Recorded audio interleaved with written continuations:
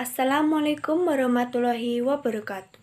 Perkenalkan, saya Nesa Anas, mahasiswa semester 2 dengan NIM 2186206139, Program Studi Pendidikan Guru Sekolah Dasar STKIP PGRI Pacitan. Dalam rangka memenuhi tugas akhir mata kuliah manajemen kelas di SD dengan dosen pengampu Ibu Urip Trisganti, MPD. Di sini, saya akan mempresentasikan mengenai hasil penelitian studi kasus yang telah saya lakukan dengan judul Penerapan Metode Pengelolaan Kelas di SD yang Efektif. Latar belakang. Pengelolaan kelas adalah suatu usaha yang dilakukan oleh penanggung jawab kegiatan belajar mengajar atau yang membantu dengan maksud agar dicapai kondisi optimal sehingga dapat terlaksana kegiatan belajar seperti yang diharapkan. Menurut Dr. Suharsimi Arikunto tahun 1996.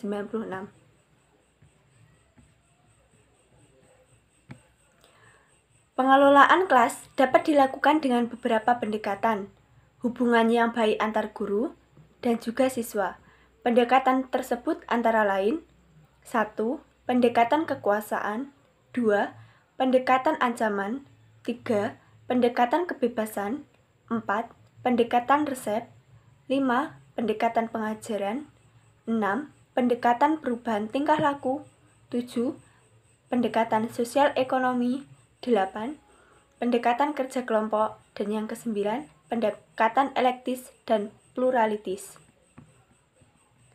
Pengelolaan kelas yang efektif adalah beberapa usaha yang dilakukan dalam menerapkan suatu konsep atau teori guna menciptakan dan mempertahankan kondisi yang optimal dalam proses pembelajaran.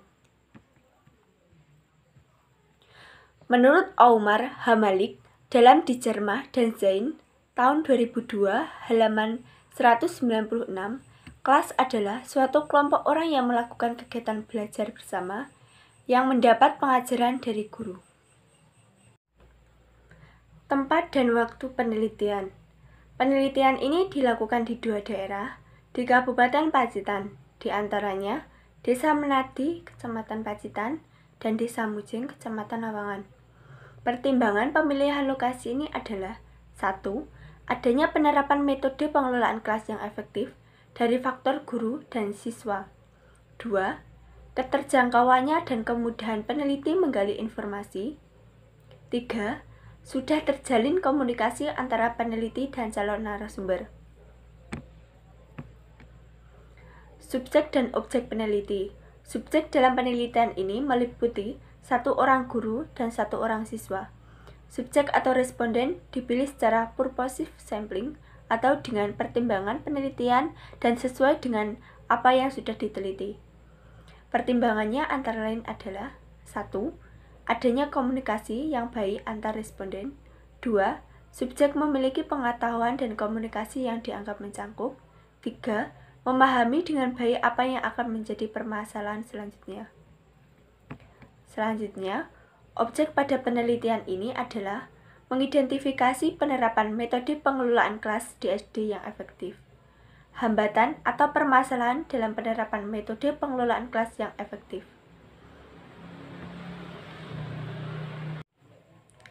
Teknik pengumpulan data. Teknik pengumpulan data pada penelitian ini menggunakan metode observasi, wawancara, dan dokumentasi. Jenis penelitian yang digunakan adalah semixture interview atau wawancara semixture, dengan tujuan dapat menemukan masalah lebih terbuka karena pihak yang dapat diwawancara dapat diminta pendapat dan ide-idenya.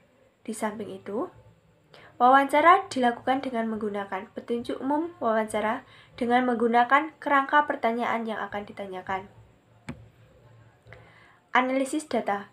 Teknik analisis data yang digunakan dalam penelitian deskriptif kualitatif bisa didapatkan dengan teknik triangulasi yang dilakukan secara terus-menerus. Pengamatan yang dilakukan secara terus-menerus akan menghasilkan variasi yang tinggi. Data yang didapat pada umumnya adalah data kualitatif, sehingga teknik analisis data yang digunakan belum ada pula yang jelas, sehingga mengalami kesulitan dalam analisis data. Penelitian ini menggunakan analisis deskriptif berupa kata-kata sebagai pemakna hasil penyajian data yang diperoleh. Penerapan pengelolaan kelas di SD yang efektif. Hasil penelitian mengenai pengelolaan kelas di SD yang efektif yaitu: pertama, guru selalu merencanakan mengelola kelas dengan proses belajar mengajar, meliputi 1. Persiapan perangkat pembelajaran, 2. Mengecek dan meneliti daftar hadir siswa, 3. Mengatur kebersihan ruang kelas, 4. Mengatur dinah tempat duduk, daftar piket, absensi siswa, buku siswa, dan tata tertib penyelenggaraan administrasi. Perencanaan pengelolaan kelas yang dilakukan guru meliputi pengaturan fasilitas, pengaturan pengajaran, dan pengaturan peserta didik. Pelaksanaan pengelolaan kelas dilakukan dengan metode atau pendekatan dan prinsip pengelolaan kelas, sehingga pengelolaan kelas dapat berjalan dengan lancar. Guru harus mampu menampilkan sikap profesional, luwes, bersemangat, dan disiplin yang tinggi. Dalam rangka memperkecil masalah-masalah gangguan dalam pengelolaan kelas, dapat dipergunakan prinsip-prinsip pengelolaan kelas dan beberapa pendekatan yaitu dengan prinsip kehangatan dan antusias, prinsip tantangan, prinsip bervariasi, prinsip keluasan, prinsip penekanan hal positif, dan prinsip peranan disiplin. Hambatan pengelolaan kelas yang diberikan oleh guru. Berdasarkan hasil dari wawancara guru, hambatan dalam penerapan pengelolaan kelas di SD yang efektif yaitu kurangnya media pembelajaran saat proses belajar mengajar berlangsung, di mana media pembelajaran sebenarnya dapat menarik minat siswa untuk memperhatikan pelajaran yang disampaikan guru. Namun, hal tersebut tidak dilakukan oleh guru itu sendiri, dikarenakan pembelajaran tanpa menggunakan media pembelajaran yaitu cukup dengan variasi mengajar, hanya interaksi yang terjalin. Hambatan pengelolaan kelas yang dialami oleh siswa. Siswa yang sudah lama melakukan pembelajaran di rumah dan juga tugas yang tidak dikerjakan secara langsung, siswa menjadi sudah terbiasa. Konsentrasi belajar siswa, anak-anak seperti sudah lupa dikarenakan daring berkepanjangan.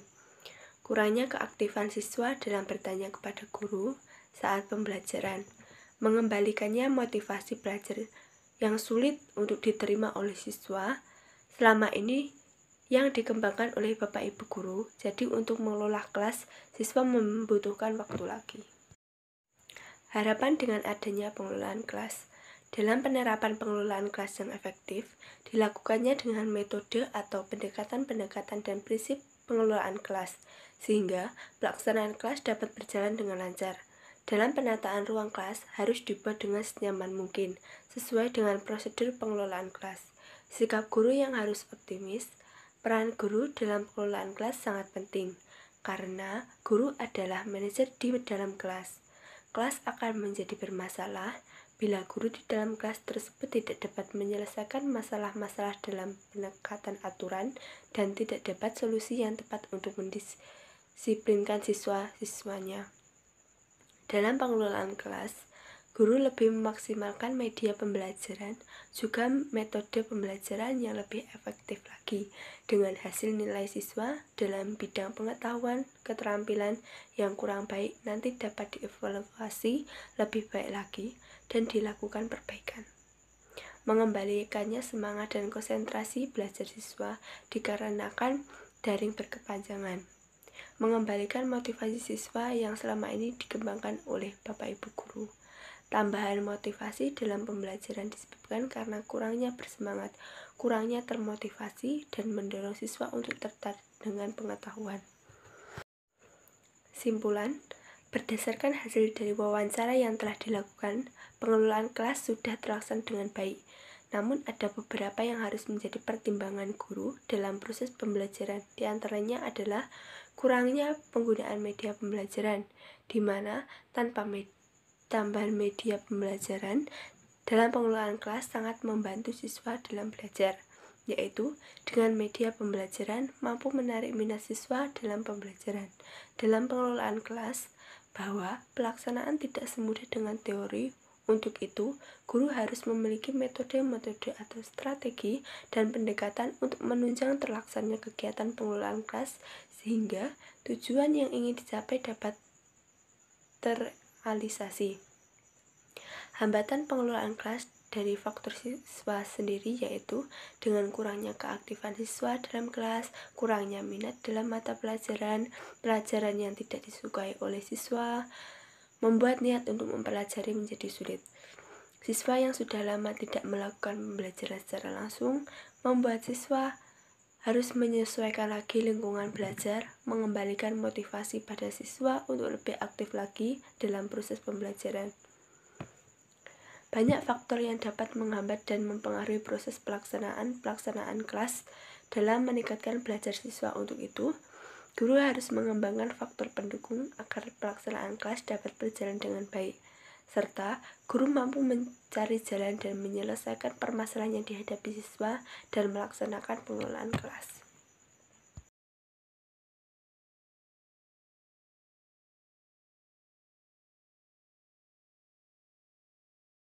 Sekian presentasi dari saya. Jika ada salah kata, saya mohon maaf yang sebesar-besarnya. Wassalamualaikum warahmatullahi wabarakatuh.